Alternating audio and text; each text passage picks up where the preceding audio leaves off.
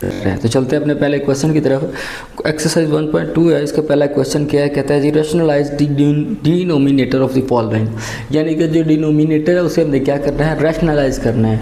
तो चलते हैं पहले क्वेश्चन की तरफ। पहला क्वेश्चन है 13/4 प्लस स्क्वायर रूट 3। ठीक है जी, क्वेश्चन 1 है जी 13/4 प्लस स्क्वायर रूट 3। ठीक है जी, तो इसे क्या करना है, हमने रैशनलाइज करना है। तो रैशनलाइज करने के लिए क्या करेंगे, जो डिनोमिनेटर होता है उसका हम कॉन्जुगेट ले लेते हैं। सिंपल वर्ड में मैं आपको क्या समझा देता हूँ, जो नीचे वाली रकम है उसी से हम मल्टीप्लाई भी कर देते हैं और उसी से हम डिवाइड भी कर देते हैं।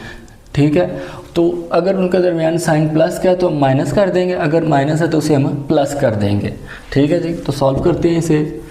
13/4 plus square root 3 multiply 4 minus square root 3 divided by 4 minus square root 3। ठीक है जी, अब देखें इसी से मैंने क्या कर दिया, मल्टीप्लाई भी कर दिया और डिवाइड भी कर दिया।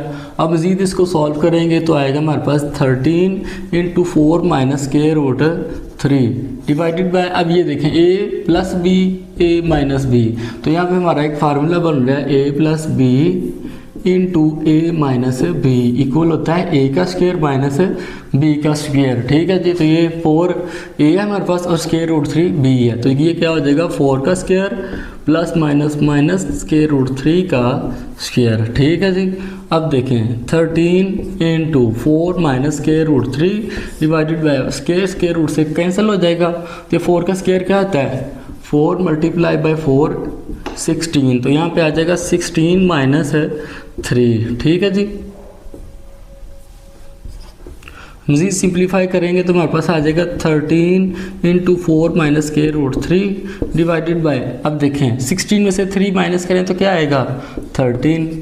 ठीक है जी, ये 13 से कैंसिल हो जाएगा, 4 minus square root 3 it is our answer. Okay students, ये हमारा था पहला क्वेश्चन, बहुत ही ज़्यादा आसान है, बस आपने ध्यान से इसे समझना है और साथ साथ इसे नोट करते जाना है।